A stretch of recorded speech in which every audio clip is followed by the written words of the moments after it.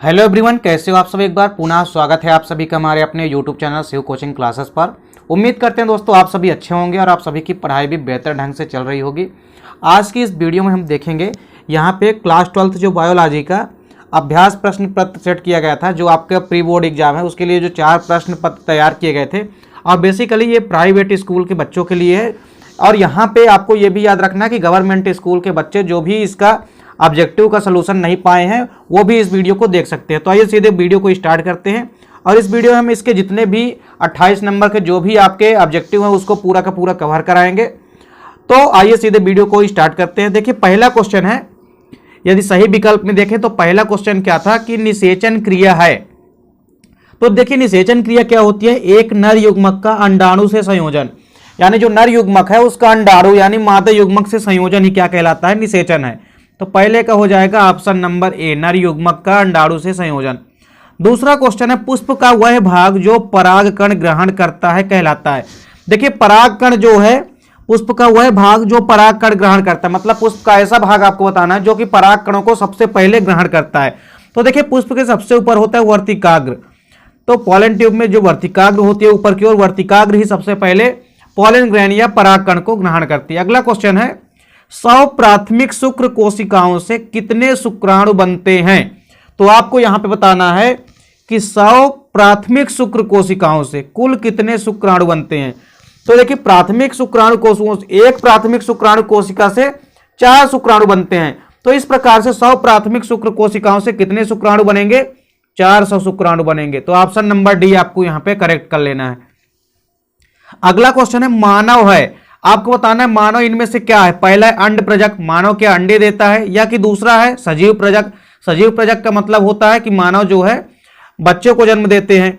और तीसरा है अंड जरायुज और चौथा है ए व बी दोनों। तो यहां पे देखिए जो मानव होता है वो क्या होता है, सजीव प्रजक होता है, यानी ये क्या होता है, बीबी पेरस होते हैं। अगला क्वेश्चन है, निम्न में से कौन पुरुष से संबंधित है। पहला बताना है इसमें से कौन सी प्रक्रिया जो है वो पुरुषों से संबंधित है। पहला है आईयूसीडी यानी इंट्रायूटेराइन कॉन्ट्रासेप्टिव डिवाइस। दूसरा है ट्यूबेक्टोमी, ये भी महिलाओं से संबंधित है। आईयूसीडी भी क्या है, महिलाओं से संबंधित होती है। वैसेक्टोमी यहां पे आपको याद रखना है ये पुरुषों से संबंधित नसबंदी होती है। अगला क्वेश्चन है, निम्नलिखित में से जन्म दर को नियंत्रित करने की विधि है। तो जन्म दर को नियंत्रित करने की विधि कौन सी होती है, तो आईयूडी जो है ये जन्म दर को नियंत्रित करने की विधि है। अगला क्वेश्चन है, जन्म दर तथा मृत्यु दर का अनुपात क्या कहलाता है। तो यह क्वेश्चन बार बार रिपीट होता है, जन्म दर व मृत्यु दर का अनुपात क्या कहलाता है, जैविक इंडेक्स कहलाता है। अब इसके बाद दूसरा क्वेश्चन है, रिक्त स्थानों की पूर्ति करना है। देखिए रिक्त स्थानों की पूर्ति में पहला क्वेश्चन क्या है कि अनुवांशिकता का जनक किस वैज्ञानिक को कहा जाता है। तो इसका राइट आंसर क्या हो जाएगा, ग्रेगर जॉन मेंडल को कहा जाता है। तो यहां पर आप लिख लेंगे ग्रेगर जॉन मेंडल, पहले में क्या हो जाएगा, ग्रेगर जॉन मेंडल। चलिए दूसरा है, गुणसूत्र बिंदी बिंदी के वाहक होते हैं। यहां बताना गुणसूत्र किसके वाहक हैं। तो गुणसूत्र यहां पे आपको किसके वाहक हैं, आपको तो बताना है आपको कि जो गुणसूत्र होते हैं ये अनुवांशिक गुणों के यानी पैतृक गुणों के वाहक होते हैं। तो दूसरे में क्या हो जाएगा, गुणसूत्र जो होते हैं ये अनुवांशिकता के वाहक होते हैं, या अनुवांशिक गुण भी आप लिख सकते हैं, यानी अनुवांशिक गुणों के वाहक होते हैं। अगला क्वेश्चन है, डीएनए अंगुली छापन को सर्वप्रथम विकसित करने वाले वैज्ञानिक थे। तो जो डीएनए फिंगरप्रिंटिंग या अंगुली छापन है इस प्रक्रिया को सबसे पहले किस वैज्ञानिक ने विकसित किया, तो उनका नाम क्या है, एलेक जेफ्रीज। यहां पे तीसरे नंबर पे आपको क्या लिखना है, यहां पे एलेक जेफ्रीज, क्या लिखना है आपको, एलेक जेफ्रीज लिखना है आपको, क्योंकि सबसे पहले एलेक जेफ्रीज ने ही अंगुली छापन विकसित किया था यह विधि को।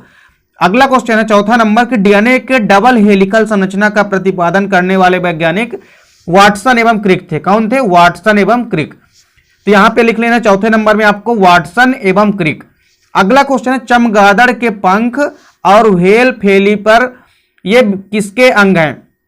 तो आपको बताना ये किस प्रकार के अंग हैं, चमगादड़ के पंख और व्हेल कैफिपिलर ये जो है ये दोनों के दोनों जो है समजातीय अंग के एग्जाम्पल है। किसके एग्जाम्पल है, यहां पे आपको लिख लेना है समजातीय अंग, यानी यह समजात अंग आप लिख सकते हैं। तो किसके एग्जाम्पल है, समजातीय अंग के। तो 5वें नंबर में आपको यहां पे करना है समजातीय अंग लिखना है। अगला क्वेश्चन है, ऊर्जा प्रवाह के प्रत्येक स्तर पर कितने प्रतिशत ऊर्जा का ह्रास होता है, यहां पूछा गया है। तो यहां पे आपको लिखना है कितने प्रतिशत, 10%। कितने प्रतिशत, 10% जो ऊर्जा है उसका क्या होता है, ह्रास होता है। अगला क्वेश्चन है मानव जनसंख्या का अध्ययन क्या कहलाता है? तो डेमोग्राफी कहलाता है। यहां पे आपको लिखना है डेमोग्राफी, या हिंदी में आप लिख सकते हो जनसांख्यिकी। क्या लिखना है? जनसांख्यिकी या डेमोग्राफी। अब इसके बाद देखिए सही जोड़ी बनाना है। तो सही जोड़ी में सबसे पहला जो है माइकोराइजा।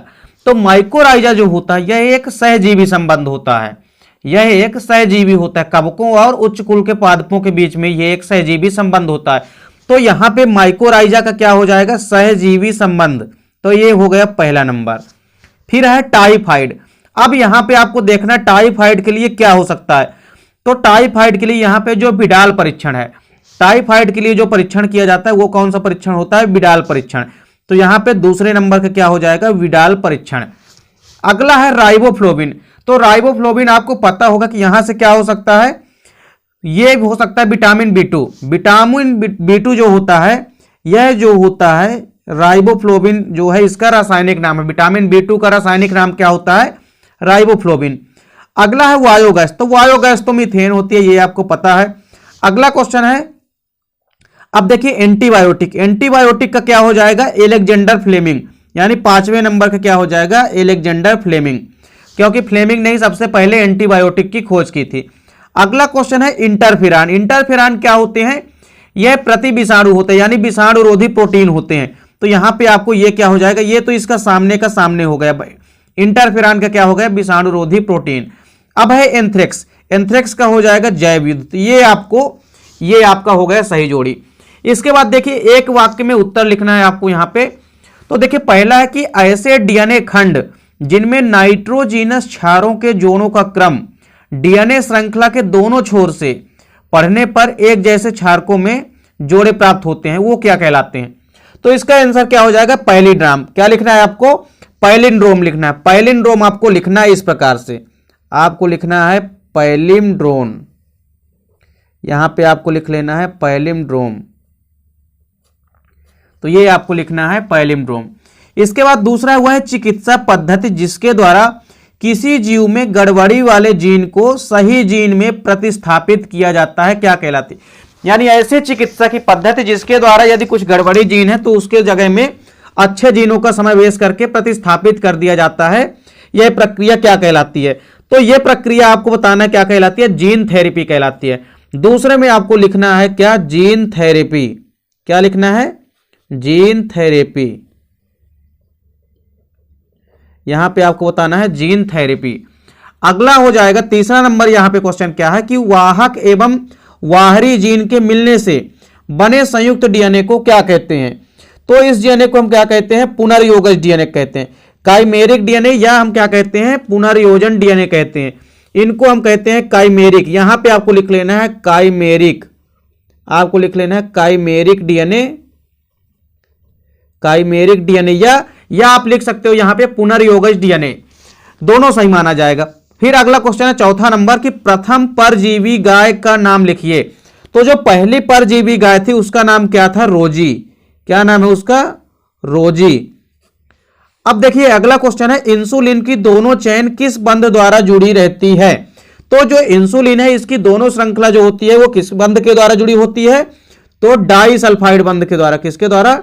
डाइसल्फाइड बंध के द्वारा। तो यहां पे आपको लिख लेना है डाइसल्फाइड। डाइसल्फाइड डाइसल्फाइड बंध के द्वारा इंसुलिन की जो दोनों चेनें हैं वो आपस में जुड़ी होती है। अगला क्वेश्चन है कवक व उच्च श्रेणी के पादपों की जड़ों के बीच सहजीवी संबंध क्या कहलाता है?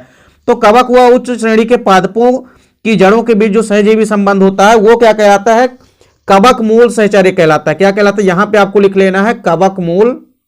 यहां पे आपको लिखना है कवक मूल सहचर्य। क्या लिखना है? कवक मूल सहचर्य। फिर है अगला नंबर कि परितंत्र में प्रत्येक पोषक स्तर पर कितने प्रतिशत ऊर्जा का प्रवाह होता है? तो राइट आंसर क्या हो जाएगा यहां पे? 10%। कितने प्रतिशत होता है ऊर्जा का प्रवाह? 10% ऊर्जा का प्रवाह होता है।